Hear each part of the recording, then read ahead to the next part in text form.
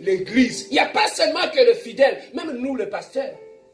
Je peux être un pasteur qui craint Dieu, qui marche dans la crainte de Dieu. Mais lorsque je travaille avec en compagnie d'une mauvaise personne, d'un mauvais pasteur, il peut aussi amener la distraction dans ma vie et que je puisse perdre la crainte de Dieu. Amen. Hein? Amen. Alors, vous, la maison de Dieu était devenue une maison de distraction. La distraction, bien aimé, la première des choses, la première conséquence, ça détruit ta vie de sanctification. Lorsque ta vie de sanctification est détruite, ça affecte ta relation avec le Seigneur. Amen. Au moment où tu es une église, il y a prophétie, il y a vision. Depuis qu'on a camarade à X et à Y, vision et prophétie. Au moment où le côté. Ça, c'est la distraction. Et la distraction, bien aimé, ne pas qu'en dehors de l'église, mais la distraction est aussi à l'église. Amen. Hein? Amen. La distraction est aussi dans l'église. À cause de la distraction, nous avons aujourd'hui des dégâts dans l'église. La sœur qui marchait dans la sanctification, dans la crainte de Dieu, depuis qu'il est rentré dans la chorale, il s'est lié amitié avec d'autres sœurs qui ne craignent pas Dieu. Ils peuvent amener la distraction dans ta vie. Amen. Hein? Amen. Donc la distraction, la première des choses, ça détruit ta relation avec l'Éternel. La deuxième des choses que la distraction amène, lorsque ta relation avec l'Éternel est rompue, papa, maman, tu as des promesses que Dieu t'a données. Au bout, c'est ma promesse. À cause de la distraction, au yokuti na kati église. Amen. Hein? Amen. Tu as des promesses que Dieu t'avait données. Mais lorsque tu tombes dans la distraction, c'est fini. Bayobaki, bayokaki, omonaki. Lorsque tu vas à l'église, tu dois savoir le but pour lequel tu vas à l'église. Amen. Amen. Hein? Amen. La distraction va faire en sorte que tu puisses perdre le but pour lequel tu vas aller à l'église. La distraction, lorsque ta relation avec l'Éternel est touchée, ça affecte tout. La Bible nous dit, allez, faites de toutes les nations, mais disciples. La distraction fera en sorte qu'au lieu que tu puisses devenir disciple de Jésus, tu deviens fanatique de ton pasteur. Amen. Amen. Hein? Amen. À l'église, la compassion, nous n'avons pas de besoin de fanatiques des pasteurs. Nous avons besoin de disciples. Amen. Parce que ceux qui seront enlevés, ce sont les disciples. Ce ne sont pas les fanatiques. Amen. Hein? Amen. Alors, la distraction, bien-aimé, amène toutes ces choses-là. La distraction nous amène, bien-aimé, à perdre même la confiance vis-à-vis de nous-mêmes.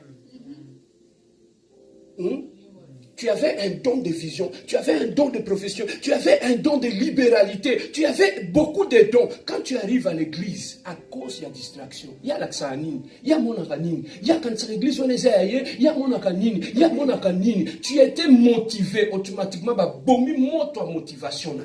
Pourquoi? Parce que lorsque tu donnes tes oreilles à écouter les chants. Amen. Est-ce que ça passe, hein? Oui, ça passe très bien. Toutes ces choses-là, ce n'est pas dans le monde que ça se passe, c'est dans l'église. Amen. Hein? Amen. La distraction, bien-aimé, sème la doute en toi. Tu commences même à douter de toi-même.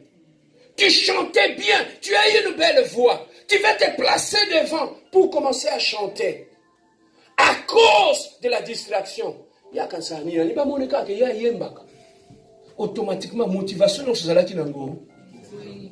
Et si Dieu avait dit que ta bénédiction va être sur ce domaine-là, et dans ce domaine-là, tu tombes dans la distraction, le découragement arrive, tu perds ta bénédiction. Les dons. Amen. Hein? La distraction, bien-aimé, lorsque tu vas à l'église, lorsque tu fais tout ce que tu fais pour Dieu, regarde vers Dieu. N'écoute pas les hommes. Amen. Hein? Amen. La distraction dans l'église, bien-aimé, peut faire en sorte que même ta performance, ta maturité spirituelle, ta croissance spirituelle puisse s'arrêter. à cause de la distraction. Au salaire coco là, au tiki coco là. Mais tu es toujours dans l'église, mais tu ne grandis plus. À cause de quoi? À cause de la distraction. Amen. Hein? Voilà pourquoi même à l'église, tu dois savoir choisir qui fréquenter, qui veut être avec. Bien-aimé, moi, si tu veux que je puisse t'aimer beaucoup et m'attacher à toi, tu dois avoir deux choses. La vie de prière et la sanctification. Amen. Parce que si je suis à côté de toi, tu as la sanctification, tu vas me communiquer la sanctification. Amen. Parce que non, tambola frère Christian banga nzambe. Osomona, n'engana sa lisumu frère Christian sawana na tiki. Mais ce frère Christian yako banga nzambe te na osala. Donc, certaines amitiés peuvent t'aider à grandir dans le Seigneur. Amen. Donc, certaines amitiés aussi peuvent te faire échouer dans la vie du Seigneur. Amen. Hein? Amen. Donc, la distraction peut détruire même ta destinée.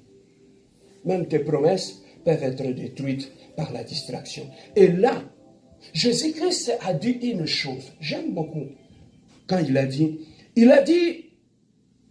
au verset 13, il est écrit, ma maison sera appelée une maison de prière. Bien aimé, lorsque nous venons ici, ce n'est pas pour vendre, ce n'est pas pour le business. Le but pour lequel nous venons ici à l'église de la compassion, c'est d'abord pour la prière. Yes. Le but qui nous unit ici, ça va être la prière. À chaque fois que nous allons nous rencontrer ici, ça va d'abord être pour la prière. Si les papas vont se rencontrer le samedi ici, ça va être pour la prière. Si les mamans vont se rencontrer ici, ça va être pour la prière. D'abord, cette maison, c'est une maison de la prière d'abord. Donc, même la vie selon mon soutien. Quand nous venons ici, c'est d'abord pour la prière. Pourquoi que cette maison soit une maison de prière? La prière, c'est le point de contact. C'est le point de notre contact avec notre Dieu. Au travers de la prière, nous serons bénis. Amen. Au travers de la prière, nous allons nous marier. Au travers de la prière, nous aurons des enfants. Au travers de la prière, bien-aimés, nous serons bénis. Voilà pourquoi, bien-aimés, nous voulons faire de cette maison une maison de la prière. Papa, c'est que moi j'aime, qu'on puisse remplir cet espace de l'atmosphère de prière. Amen, amen. Hein? Que tu arrives même sur le culte n'a pas commencé. Tu viens, tu t'assois dans le coin là-bas.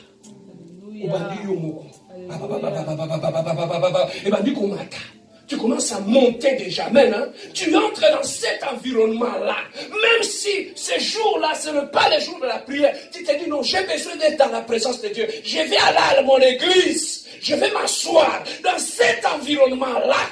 Ça peut m'affecter et entrer dans la présence de Dieu. Amen. L'environnement de la prière, ça se crée. Lorsque vous passez plus le temps à prier, vous chargez cet environnement de l'esprit de la prière. Et quand tu entres dans cet esprit de la prière-là, automatiquement ça part. Saoul n'était pas un prophète. Comme il y avait l'esprit de la prophétie, il a commencé à prophétiser. Amen. C'est cet esprit. Mais tu ne peux pas des fois être un homme ou une femme de prière. Mais lorsque tu entres dans cet espace, l'esprit de la prière qui règne ici, ça t'affecte automatiquement. Amen. Tu commences à monter dans la prière. Amen. Amen. Amen. Les gens ne comprennent pas pourquoi chaque fois quand tu vas dans ton église, quand tu reviens à la maison, mais c'est parce qu'il a été en contact avec l'esprit de la prière. Amen. Dans cette atmosphère-là, papa, on va dans la moto, sur la miringa. Amen. Amen. Donc voilà pourquoi nous voulons faire de notre église une maison de la prière. Alléluia. Beaucoup des églises aujourd'hui ne sont plus des maisons de prière. Ce sont des maisons de distraction. Donc une église, on va dire Kobina, on sali ba théâtre, une église, on sali ba chorégraphie, c'est fini, qu'il te signe, les gens sortent. Mais ici, Jésus-Christ a dit, il est écrit.